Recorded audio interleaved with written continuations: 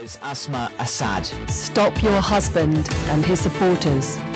Posted to YouTube, it's been put together by the wives of the ambassadors to the United Nations for the UK and Germany. 30,000 people have watched the video and lots of you are talking about it. Arabi Suri posted on the Washington Post website, how pathetic can NATO leaders be, asking wives of their representatives at the UN to record such a plea. Oki is in Benin. He posts on our Facebook page, I only hope this photo and pressure could touch their hearts to stop the violence. Well, what do you think of the video? I'm Ben James. You can see it all for yourself and decide at facebook.com/World Have Your Say. Get in touch via email, worldhaveyoursay@bbc.com. And we've got three people to discuss this to start the programme. Ruwaida Mustafa is a Kurdish blogger, Myriam is a student and journalist in London, and Marwa is a fashion writer in Tunis. Welcome to all three of you. Thanks. And for those of you who haven't yet seen all of the video, let's just play a little more of it. This is a letter to Asma al Assad, signed by women all over the world. Dear Asma, some women care for style, and some women care for their people. Some women struggle for their image, and some women struggle for survival. What happened to you, Asma? No one cares about your image. For the sake of your people, stand up for peace, Asma. Speak out now. For the sake of your people, stop your husband and his supporters. Myriam, what do you think of the video? I'm not sure whether or not it can achieve its intended objective, which is to get, obviously, Asma to put pressure on Bashar. It's a little bit perplexing. I mean, obviously, the international community is running out of options in terms of how to put diplomatic pressure on Syria to stop the violence against its own people. I think the main objective of the video must be to try and present the sheer hypocrisy of what has always been presented as a softer face of Syria. I mean, Asma has always been presented as the more acceptable side, the softer side. We saw in the Vogue article that was published and others that she's always been seen as a sort of liberal European, very westernized figure who had good links, of course, with the West. And so I think this is very much trying to say, well, you know, you've presented yourself in a certain fashion for so many years as a presenter of women's rights and children's rights, and now is a time to kind of put your money where your to show that you can stand up for those principles. I don't think that it can achieve those objectives, though, sadly. Ruwaida? Yeah, I think they might have got the inspiration from the Coney 2012 campaign. I think the whole thing is creative, but it's quite naive to think that Asma alone can bring down the Syrian regime, or that she alone has decision-making powers.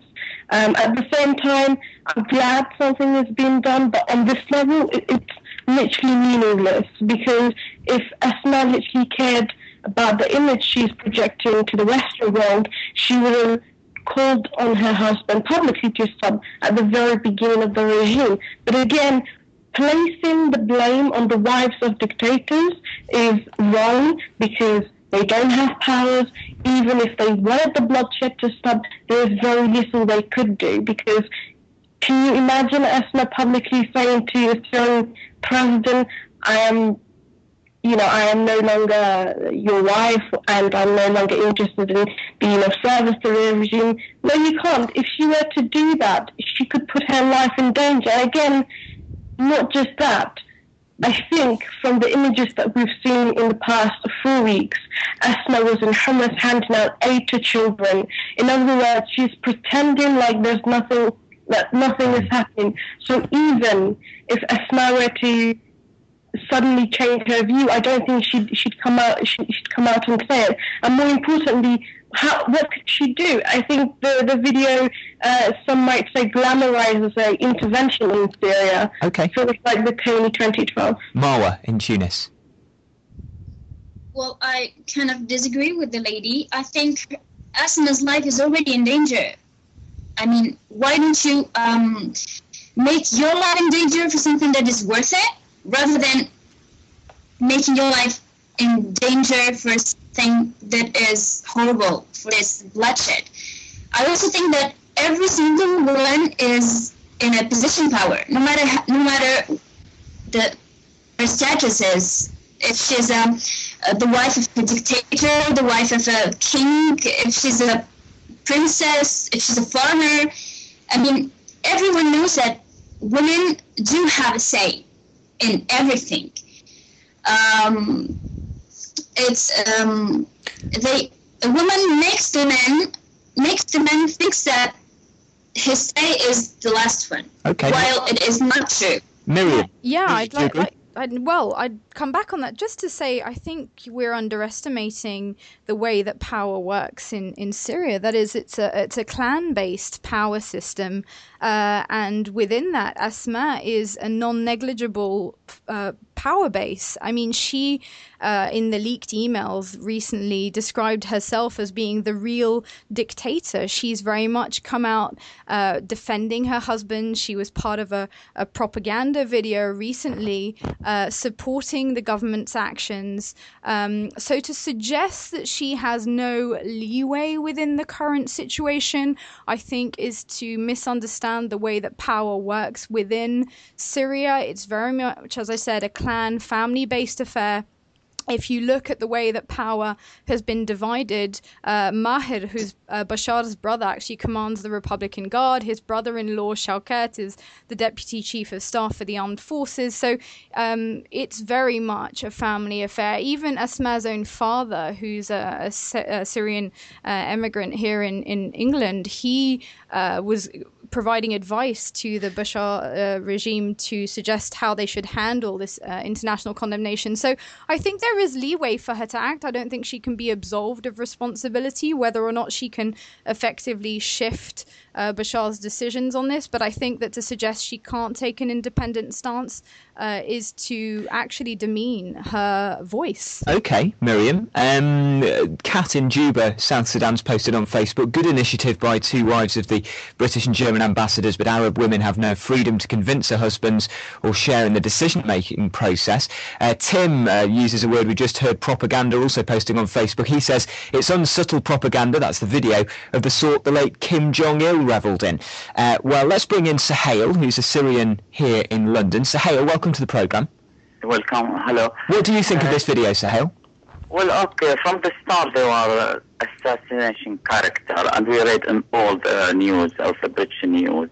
So from the start it was they want to assassinating her character specifically for her, because I read quite a lot of things about it.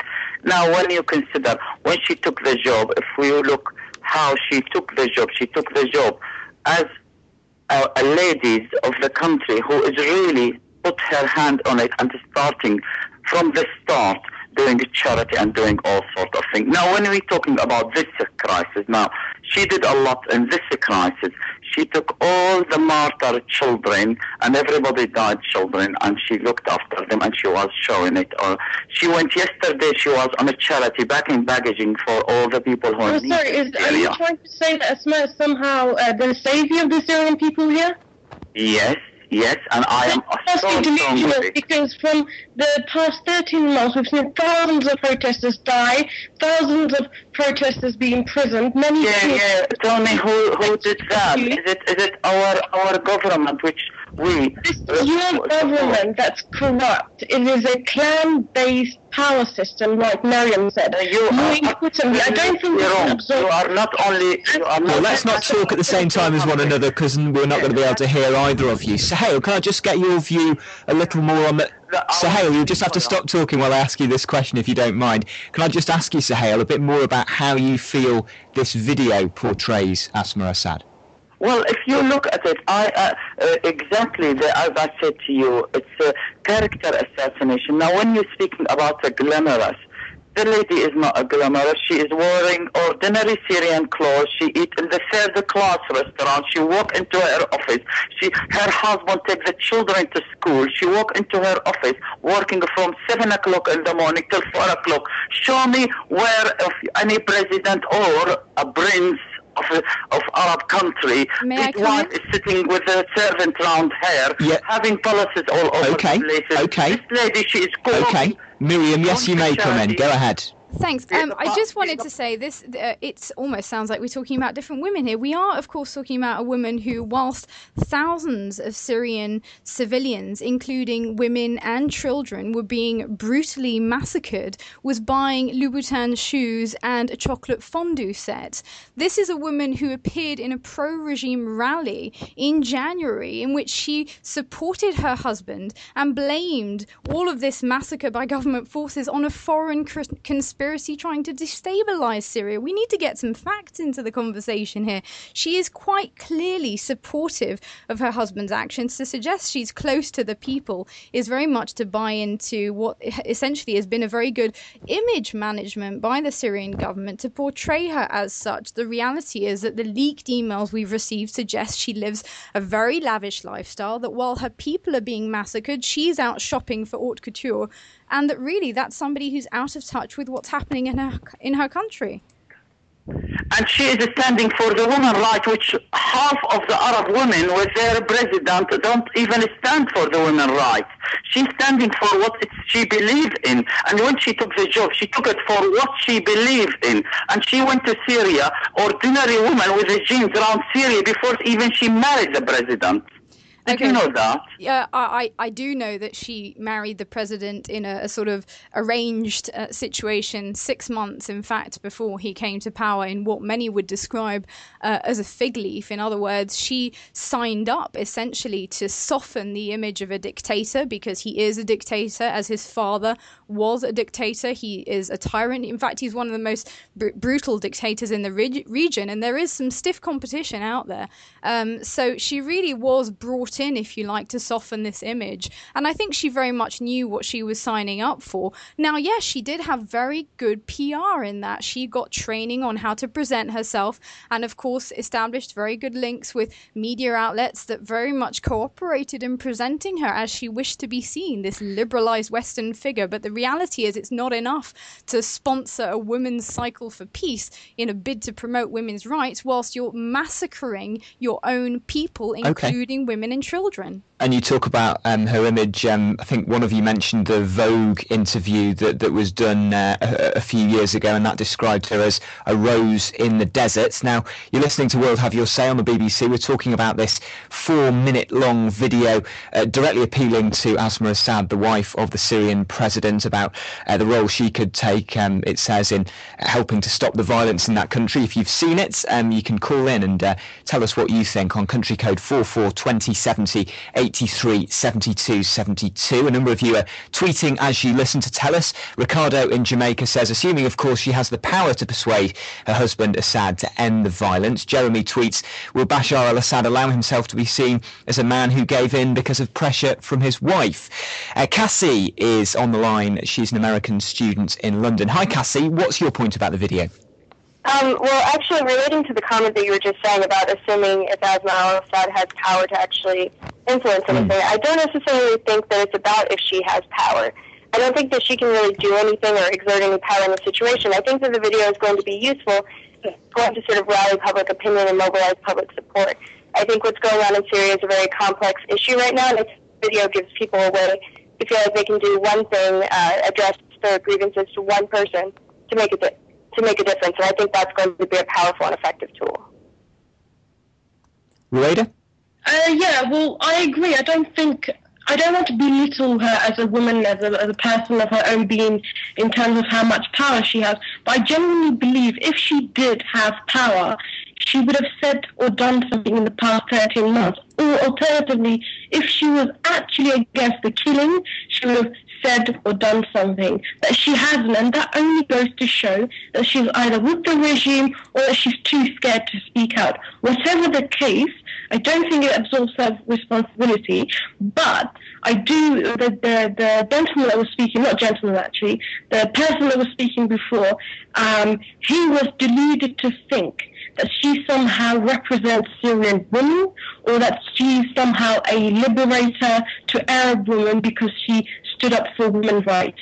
We see women's rights continuously used as an excuse to justify dictatorial regimes. Whether Asma stood for women's rights, whether she did charity or not, these are all irrelevant. What matters is that more than 13,000 Syrians who protested have been killed, thousands have been imprisoned, and thousands have been sexually tortured or abused. These are the important facts. Whether a flimsy video can change things, I don't think so. We saw the Coney 2012 campaign. It was huge. It had millions of hits on YouTube, and it still didn't change what was happening. Well, I would on to Rhoda. I think that she's underestimating the importance of public opinion in soft power and moving things forward. I think a lot of people have checked out of following what's going on in Syria because it's been going on for so long now and it's so complicated, and there's something else in the news every day. And I think videos like this help refocus people's attention. They're so striking, they're so salient, and they cause people to feel they need to do something. And I think that that's a good thing, and I think that that's how change happens in the world today. Not really. That's not how change happens. We think that's how it happens, but in reality, we've seen over and over again, videos on YouTube don't change the situation all around. Yeah, I agree, it's a creative idea, but it's also very naive to think it could change something. For the past 13 months, Syrian activists have been very vocal through videos as well about what's happening in Syria. To specifically call out on Asma as if she's a savior to help the Syrians and to tell her husband to stop the bloodshed, it's very naive. I don't think it'll work. We've seen sanctions not work. We've seen world leaders condemn the Syrian president, and that hasn't worked. What makes us think a video will? I think it really is just sort of a leader. I think it's a tool to get people talking about Syria again. I think you watch the video, you talk about it with your friends, you start following the news again. And I think that puts it back on the agenda. It's already on the agenda. People are already talking about Syria. I just don't think this video adds anything to it. And Michael in Maryland posts on Facebook, it's a step towards the solution of the violence in Syria, but it needs a fast move, not only words, there must be more pressure. Marwa, you were trying to come in there, I think, from Tunis. I was trying to come in, Myriam. I think that Asma can absolutely do something, and I think that Arab women should not be underestimated. No matter how oppressed they look they are, they're always in a power position. Pressure their husbands and making do what they want, the men being aware of it. So I think I'm just going to jump in there, Marwa, just because that line to you in Tunis has deteriorated. We'll try to redial you to get you back on. But we've got Laween with us now on the phone from London. You're a British-born Iraqi Kurd, Laween. Welcome to the programme. What would you like to say about the video? Thank you. I think that the video is a step forward as another platform, channel to show a unified approach into achieving a peaceful resolution to ending the bloodshed. It highlights the current bubble and denial that Asma is in and the collapsing regime. It tries to reach out to her motherly instincts in an attempt to perhaps trigger her own love for her own children and forces her to put herself in the shoes of the Syrian mothers. It might be perceived as just a video that has no impact, but this has a significant impact on public opinion, and it raises more awareness to a collapsing Ba'ath Party regime. Okay, Cassie? Well, if I could just jump in on that point, I think the idea that by somehow appealing to her motherly instincts, that's actually going to have an impact, I think that that's a little naive. I actually don't think Asma al Assad will even recognize the video. I don't think she'll make any sort of statements. I don't think she will speak to her husband about it. I don't think that any major policy changes are going to come about as a result of it. I really think the second part, the part about it changing public opinion, is really the best we can hope for. But I think, as I've been saying, I think it will be effective at doing that. And that's why I'm excited to see if it actually does lead to some sort of increased conversation and steps moving forward. Seeking Abdi's posted on Facebook from Lusaka in Zambia. The two good wives mentioned above should extend their appeal to the wives of David Cameron, Nicolas Sarkozy and Barack Obama to urge their husbands to stop supporting the Syrian rebels and perhaps bankrolling them directly or indirectly. Myriam, what do you make of that comment? Well, I mean, the idea that wives should put pressure on their husbands if they believe them to be acting in a way that's unjust seems to me a very fair one. So, yeah, I would agree with the idea that people should definitely, whoever they are, try and influence people around them if they deem them to be acting in a way that's contrary to ethical behavior. That said, the arming of rebels is a somewhat contentious issue, and I'm not sure that it's clear who's doing what there, and that's kind of part of the problem, in fact, because there is a reticence, in fact, to back any single rebel movement, because it's unclear who. There's not a united front in Syria, which is part of the issue. Yeah, we've certainly discussed that on the programme before. Can I just interrupt and bring in one final guest, Abdul, who's in Cairo with something to say about the video. Go ahead, Abdul. Hi. I think the video, well, the intentions behind it, I'm sure, were noble. I think it's going to be spun by the Syrian regime as an unwarranted attack and from a hypocritical stance. So I don't think it's going to be too effective. I also think that Asma al Assad, as we've seen with the leaked emails that the Guardian posted recently, I think she seems unperturbed by any of what's happening. She seems to be continuing living her life as is. Ruwaida? Yeah, I agree. Maybe it will raise awareness, but it's there has been awareness. For the past 13 months, there's been media coverage, there's been YouTube videos by activists, there's been numerous protests. So one point that Abdul makes there, actually, hasn't been brought up before, is whether it could actually be counterproductive. Possibly, yes. I mean, the Syrian regime has sort of dismissed protests as a foreign conspiracy, but more importantly, we see that in the past, the Western world or the Western countries have actually armed the Arab states. So, it's hypocritical in that way. For example, many Western countries continue to arm the Bahrain government, which is also cracking down on protesters. So in that stance, yes, it's hypocritical. Is it counterproductive? I don't think it matters. I don't think it's important, to actually be counterproductive. It's just a video. Well, Ruwaida, thank you very much indeed for being on the programme. Thanks to Sahel, to Myriam, to Marwa, to Cassie, to Loreen and to Abdul in Cairo. More of your tweets coming in. Phil in the UK says, I don't see how the video...